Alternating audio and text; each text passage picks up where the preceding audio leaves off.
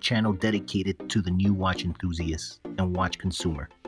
The watch industry is a conglomerate business with so many brands, styles, and price points.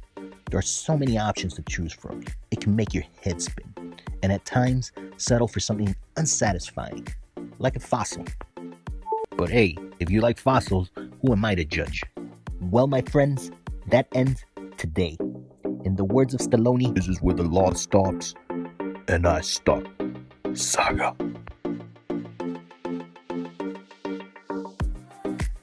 Anyways, with the invention of cellular phones, one can argue that a watch is no longer needed. Keyword argue. But tell that to the guy who lives in the Amazon forest and doesn't know if he's late for fishing. One can only imagine. This fact, my friends, makes any traditional watch at any price point a luxury. In this day and age, watches have become more of a backup tool or an accessory for the average consumer. But hey, don't tell that fisherman I told you that. Watches are an expensive hobby for the new watch enthusiast or the average Joe. Prices can range from 20 frijoles to 100 stacks of fine society.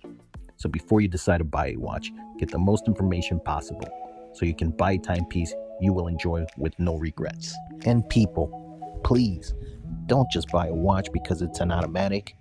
Don't buy it because that's the only feature that sold you.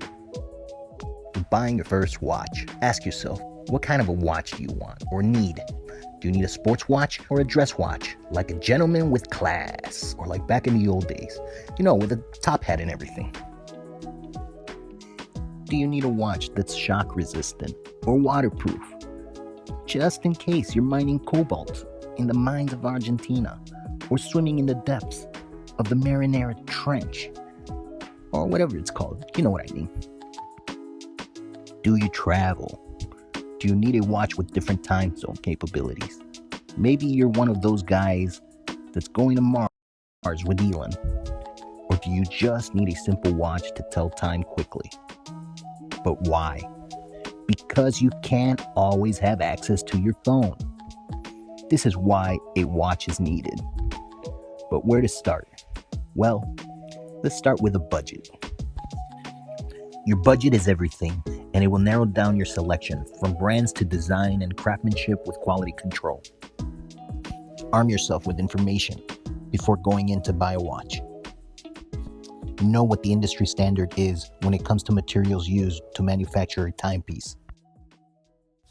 Understand aesthetics, horology, craftsmanship, innovation in the brands you're interested in, and what is the brand's current reputation. With this information, you won't be a sucker for advertising or sales gimmicks. People, remember, budget doesn't mean you can't get a good quality timepiece just because you have different priorities than buying a Rolex. Know the difference between a quartz and a mechanical timepiece. Know the difference between buying Swiss or Japanese. Know that today, you can buy any style watch at any price point, and styles are not proprietary to brands. Hey, if that was the case, Levi's would be the only denim, and everything else would be a Fugazi. There are many watches out there with similar to identical specifications, and the only difference is brand and price. In fact, in most cases, a watch will retail for thousands of dollars and not be worth half to a quarter of the price. This case can be argued when you compare Seiko, Movado, Hamilton's, Tissot, Longines, TAG Heuer, and many other brand manufacturers. Well, my friends, today we've entered a new era in the watch industry, with an insane amount of micro brands emerging, challenging the mainstream watchmakers with great products at amazing value.